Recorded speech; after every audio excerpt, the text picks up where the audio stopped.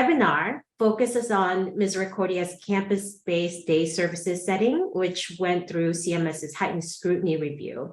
I hope you read the CMS report that we shared with you prior to the webinar. The report contains a summary chart of the regulatory criteria and violation findings based on site visit per each setting CMS visited in Illinois.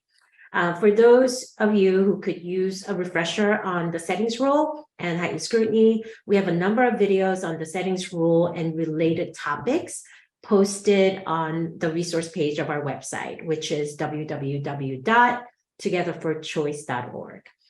So we asked Michael Diaz and Ann Pelletieri from Misericordia to tell us about CMS's site visit and how they were able to pass the heightened scrutiny review, so we could all learn from their excellent service model.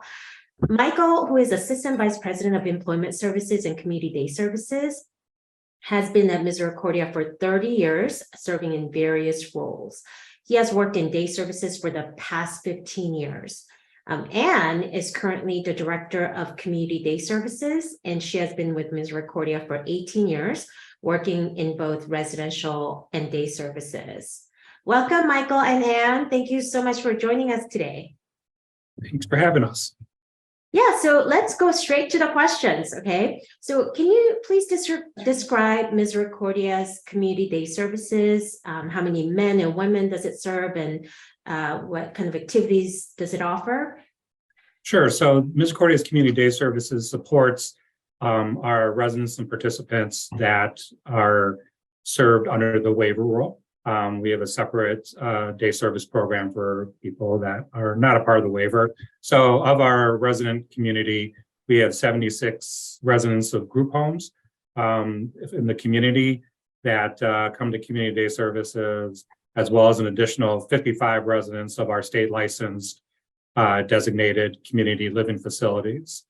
In terms of what our program offers, it's essentially 4 components of our program. We do competitive integrated employment and group employment. Right now, currently, we're serving 72 individuals in community-based employment. We have campus-based employment, which includes a fully functional, thriving bakery, as well as a restaurant, laundry services, and roles like purchasing and data entry. We have community-based learning and opportunities, where we basically take the service into the community. We refer to that program here at Misericordia as Engage Chicago, and it's really the kind of heartbeat of the community service parts of our day service. And then we also have campus-based learning and other opportunities such as art studios, recycling, technology, and relaxed services for our folks that might be experiencing functional change as a result of aging or status change and want to have a little bit more relaxed day than some of our community-based. So where are the day services located? Yeah, so our community day service program is located right within Misericordia's campus. Misericordia is located in the northeast corner of Chicago, very close to Loyola and to Lake Michigan. The area is an urban area. We're adjacent to plentiful public transportation with near connections that allow residents to get into the heart of the city. We also have plenty of consumer opportunities, parks, cultural resources, all within a either from walking to easy public transportation commute. For those that have not been to Misericordia, can you please describe its campus? Yeah, sure. So Misericordia is a beautiful campus community. It's 31 acres and growing. We're currently actively developing an adjoining 5 acres of the property and have another 2 acres to determine the use. The campus is definitely a true community. Has grounds and fairways mixed with our intermediate care facility homes, so our campus-based homes that are on the grounds, as well as red brick facing administrative buildings and basketball courts, gardens, patios, and gathering spaces. Many individuals are able to navigate the campus independently, which maybe they wouldn't be as comfortable or skilled to do so in the greater Chicago community, but here they have 31 acres that they can really meander, see their friends, go between their home and their day services. It's a really unpleasant experience. So how does Misericordia determine the interests and choices of the men and women served by its community day services program? Yeah, we're going to have Ann speak to you a bit about that. Sure. So community day services utilizes a discovery process that staff and individuals have become more accustomed to since prior to COVID. This participant-led philosophy determines the community activities the day service offers to individuals each day. We have come a long way in this model, but continue to grow in our knowledge and best practice of executing these plans. What our day service staff speak directly to participants each day about their schedules and interests. Historically, we have reviewed schedules annually, but as a result of the settings rule, we have moved to making large changes each quarter. We also have the ability to make changes on a daily basis if an individual need or desire comes up. And how does Misericordia go about finding jobs in the community for the men and women served by the community services program? Sure. We work with a job developer to complete the discovery process to explore potential opportunities.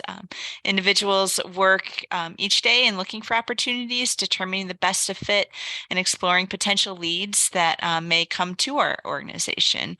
Our hope is both to utilize traditional application methods, so online cold calling, just going through the phone book, along with matching opportunities that find us, such as organizational networking, for instance, and matching that with participant interests.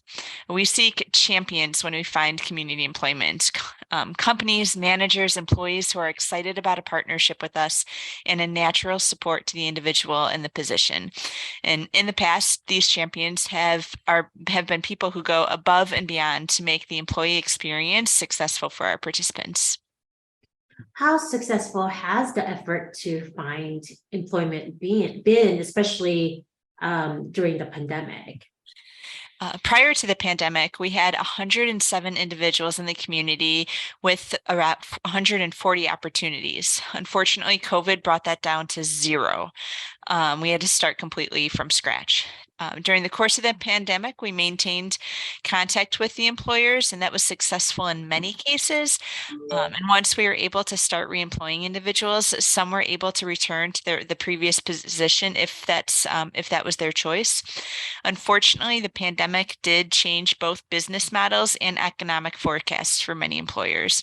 On the positive side, this created some additional positions in some instances. However, in other situations, we were not able to return to the original work site. We've made great progress and are currently back up to 72 individuals in competitive employment with a few additional sites in the works. Our priority at this point is to get everyone who had employment prior to COVID back, if that's their desire, as well as those who have expressed interest in community employment to get them to have a good fit out in their job as well. Sounds good. So let's get to the fun part of talking about scrutiny, right? So can you please describe the process employed by the state of Illinois to determine whether a setting was subject to heightened scrutiny? Sure. I don't know if I call it fun, but we can talk about it. The COVID certainly set the state back as far as getting started on the process, and then the prior administration that was in office had kind of delayed it as well. And so Illinois was really under a press to be able to get it done to meet the deadline. And so it was a buildup of about 18 months of producing and submitting material that was needed, along with our site visits. Illinois did a good job of providing resources to the providers and giving regular, much as weekly, opportunities to check in and to hear. But as far as the process went, it involved us providing the provider self-assessment survey and documentation, including photo evidence of our building and grounds relative to the neighborhood, to give a picture of what the campus looked like and what it was situated in. As a result of that assessment, we were subject to a site validation site validation policy and implementation evidence submission, where we then submitted more our policies, explaining all of our processes, all of our community engagements, and how we operate the program, as well as providing evidence of what we do. So, for example, like if there is unrestricted rights to refrigerator to food, we have to show that refrigerators are available, that people have access to food. So you had to produce evidence to kind of show that. We ended up having a site visit assessment that was conducted by a public consulting group, which occurred before our heightened scrutiny visit. And those visits were assigned to different providers that were more likely than not to be questioned under heightened scrutiny. So we had that visit back in July, again, with a person from the public consulting group. After that, we received corrective action plan for different policies, whatever that may need to be updated. And then that led into the heightened scrutiny visit in October. Besides all the self-assessment survey, documentation, policy, implementation evidence, also the state had discussions with advocacy groups, with members of the Division of Developmental Disabilities, so internal bodies, to talk about providers that, based on profile of the provider or their awareness, could be more likely to require the heightened scrutiny. So evidently our case was discussed, and we ended up having the visit. Why did Illinois decide to subject Misericordia's Community Day Services program to heightened scrutiny? So, being that we're on a campus model, and that we do have non-waiver based home settings on our campus, which by definition would include institutional designation, even though we weren't located within the buildings of those, we were located on the same grounds. But again, I think also had a lot of the influence of advocacy agencies that maybe doesn't favor larger settings, that may express concerns that we could be isolating. So really, under one of the criterions to be selected for heightened scrutiny, any setting that have the effect of isolating or concern of isolating individuals from the broader community. So, being a large campus, and of course walls on the campus, we're not gated, we're not closed in, but that there is a express boundary in the neighborhood. I think that they felt that the setting justified a further inspection to be ensured that the setting didn't cause our folks to be more segregated than people than other people receiving services. Right. So I just want to make a comment here, because I think it's just really interesting how the determination of putting Misericordia under heightened scrutiny was based on the physical characteristic of a setting, which is not the intention of CMS, and CMS made it very clear in 2019 when it came out with the new guidance that talked about that, and completely replaced the 2014 guidance, which actually focused on the physical characteristics of a setting. So the fact that you're a campus-based day program does not automatically, it should not automatically presume that it's isolating individuals receiving Medicaid from the greater community. Another thing to note is that just because it's on the adjacent, it's adjacent to private ICFs, which Misericordia operates many private ICF homes on the campus of Misericordia. That does not automatically put Misericordia on heightened scrutiny.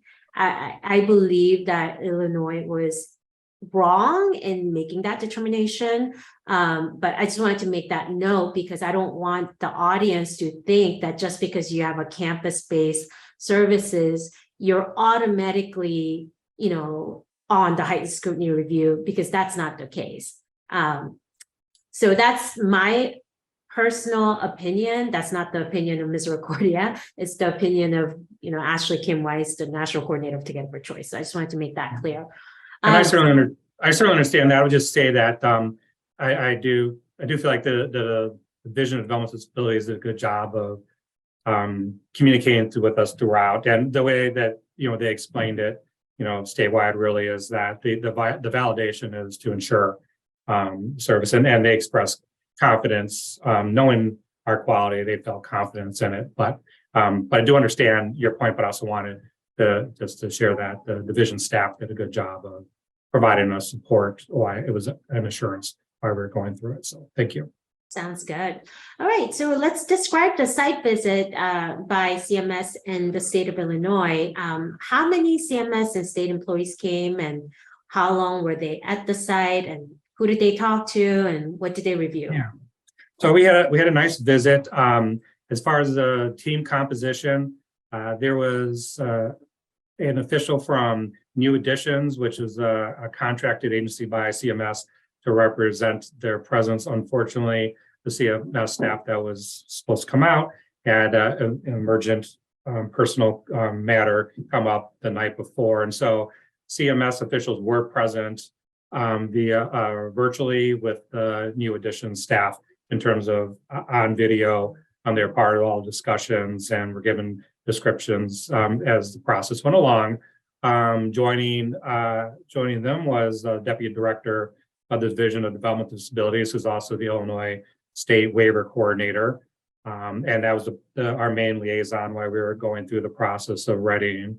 And we had a representative from the administration on community living, as well as a representative from the state healthcare and family services division. And so the whole tour lasted, or the whole visit was about 2 to 2.5 hours long, of which we spent about 90 minutes with the team on tour to see all the different facilities that supported participants that were part of the day service program, community day service program.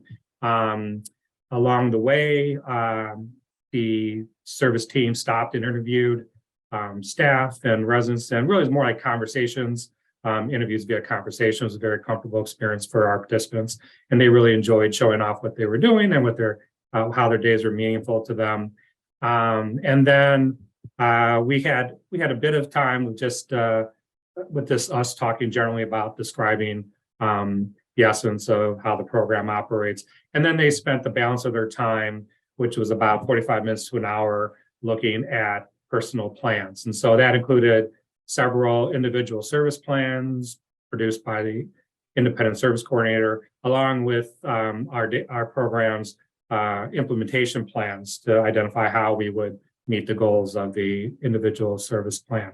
And so they conducted that review on their own without us present. And at the end of that, we were able to wrap up. Did you want to? I'm sorry. Did I answer that for you, or did you have anything extended? Yeah. Well, you wanted to. I'm sorry. Who did they talk to? I'm sorry. What? Well, I actually wanted to know what elements of the day services program that CMS seemed most interested in. Okay. And you want to cover that? Sure. Their primary focus was to ensure the documentation that we had previously submitted lined up with the services we actually provide. And to be honest, it's hard to tour and display a community-based program, but CMS was able to see transition times for individuals headed into the community and the empty hallways in service areas that resulted from the process. And as Michael said, CMS also spoke with a variety of participants, and this was a great advertisement for the work that goes into the discovery process with each individual. So the CMS report states, quote, administration noted they focus on community involvement including employment, and during the time of the site visit had supported 77 individuals in finding and obtaining full-time competitive employment since the pandemic, end quote. How many hours a week do the men and women who have competitive integrated employment generally work? This varies by individual interest, ability levels, and the employer that we're working with. Most people work 2 to 3 shifts, roughly 10 to 15 hours per week. So we do have some individuals who choose to, or are able to work as little as 3 hours per week to as much as 30 hours at any given location. So it really varies by individual. So what do they do with the rest of their time? The remaining time may include volunteer opportunities, cultural experiences as part of our Engage Chicago community-based service, or on-campus opportunities such as our bakery, recycling, laundry, micro businesses. Misericordia also offers art and technology services, and for participants to initiate their schedule throughout the day, so to be able to pick where they would like to be. We have a few individuals who have expressed a desire for a more relaxed day, and this includes individuals with age-related needs. Okay. The CMS report also notes the following, quote, the setting offers an art and technology program that are both housed within the same building, as well as program rooms that are designed as a meeting place for participants prior to going out on community activities, end quote.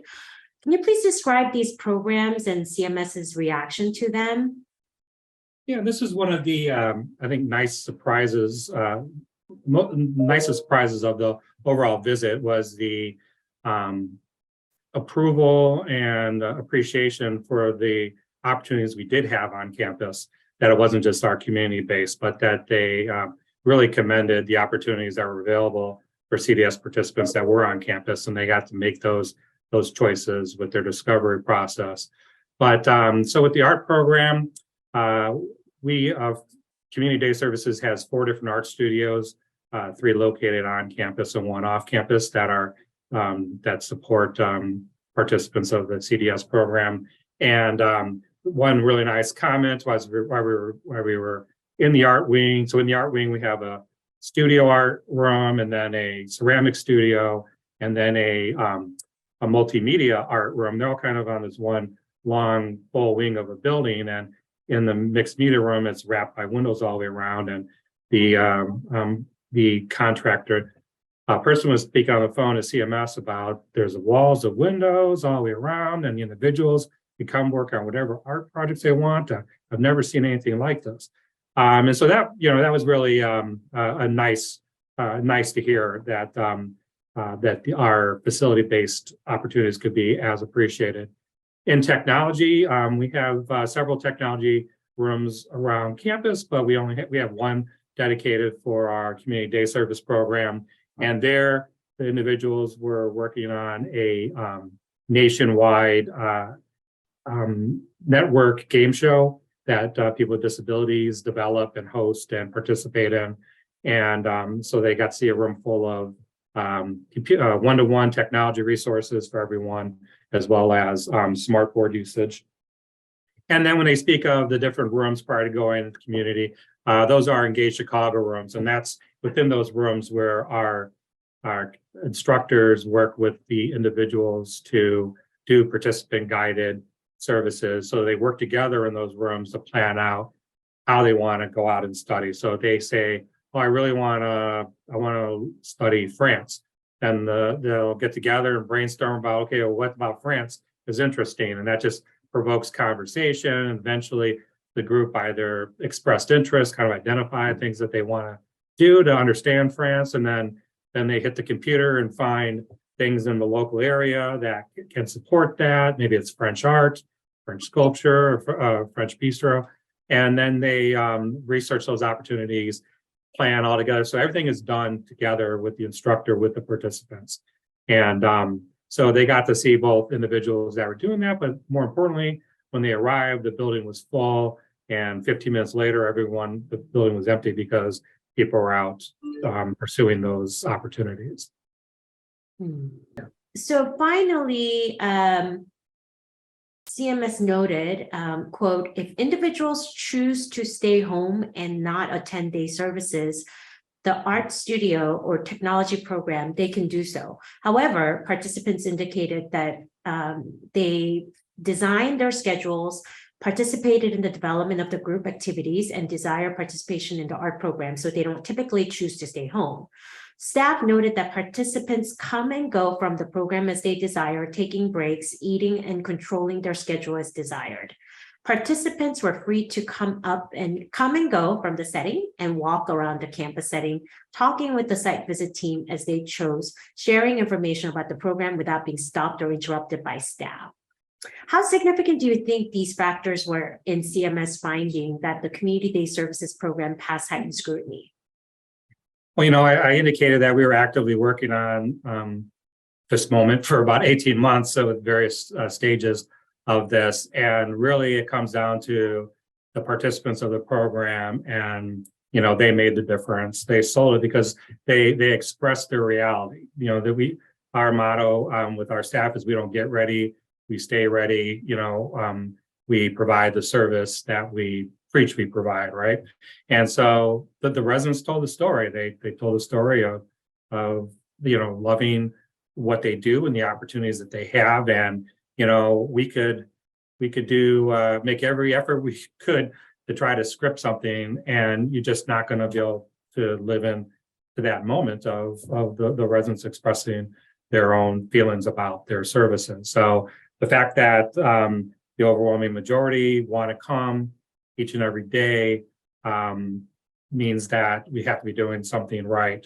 And it's just great that they were able to tell the story of what a person, a participant directed service can look like with good facilitators on staff and a good model to provide it with them. So it meant everything is the answer.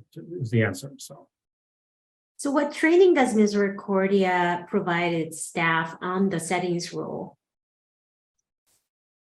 Sure, I can take this one. We work with staff to train on the intent of the settings rule and to create a culture of philosophy within our department. We've spent a good amount of time communicating why the waiver program exists and what separates it from entitlement services. So we are also excited about a newly established discovery committee to work as a small group to continue to educate staff and participants who will be part of this committee in efforts to advance the principles of the discovery process. Our goal is to continue to move towards an ultimate idealism of participant-led services and truly have the participants lead their day each and every day that they come to work with us. Okay. What advice do you have for other programs who are subject to heightened scrutiny? I think to take small steps. It's a big adjustment for both staff and participants and not something that happens overnight. One of the things that we've done is to try and get into the practice of capturing special moments that happen throughout the day via digital media, as well as documenting the small conversations, because many of the discovery process components were things that took place naturally throughout our days.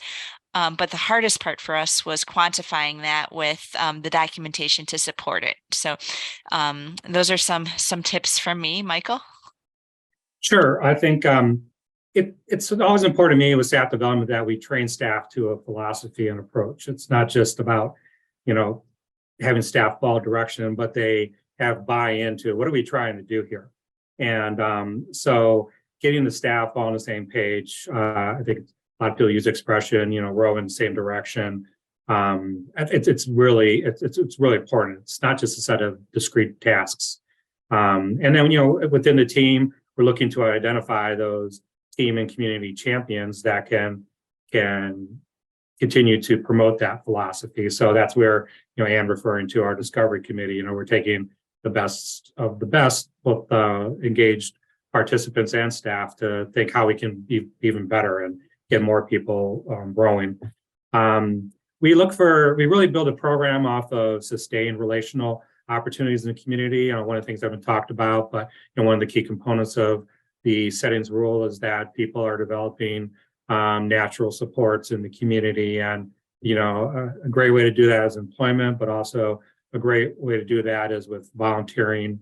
And we really emphasize as one of our principles that volunteering is important, but also measured amounts of volunteering, that we're not just relying on the individuals volunteering Monday through Friday to meet our program, but that everyone that wants a volunteering has a certain amount of volunteering available and built into their schedule. And that just creates a wealth of natural supports in the community, as well as through some of those relationships, they're some of our best job coaches, those champions in the community. Once those people that volunteer for them are friends now, and they're looking for, sharing the Misericordia story further.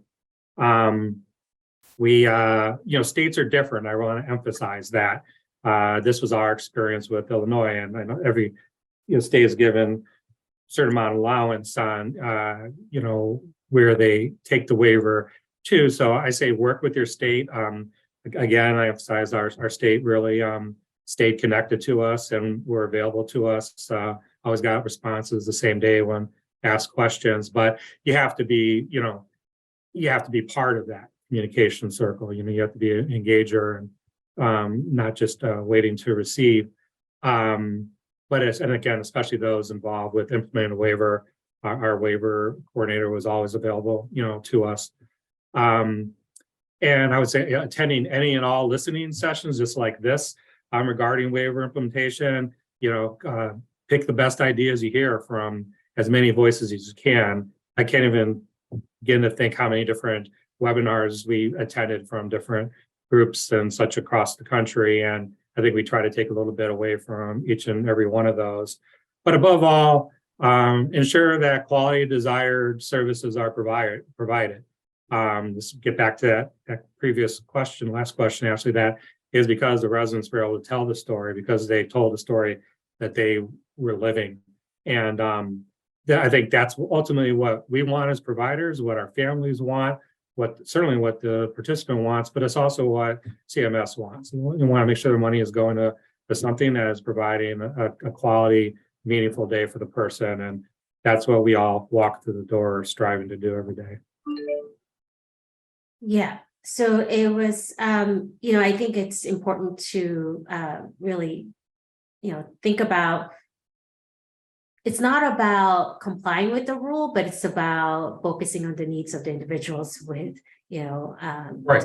development disabilities. And when you focus on the right thing, I think everything else just comes along and it just shows and it manifests. And you don't really even have to prepare anything because it's just an everyday thing that CMS happened to walk into and witness themselves how special Misericordia is. So I really appreciate all the work that you guys put in terms of serving these individuals, as well as training your staff and sharing the same philosophy. So congratulations, Mike and Ann and everyone at Misericordia. It's been a long road. I know that, right? You guys went through you guys had to pivot so many different times, and really, really appreciate that we just get a chance to benefit from what you have done. And thank you so much for all you do, and hope you come back and help us figure this out together. Thank you so much, Michael and Ann. Thank you all, and thank you for work that you're all doing on behalf of people with developmental disabilities. Thank you. Thank you. Thank you, everyone.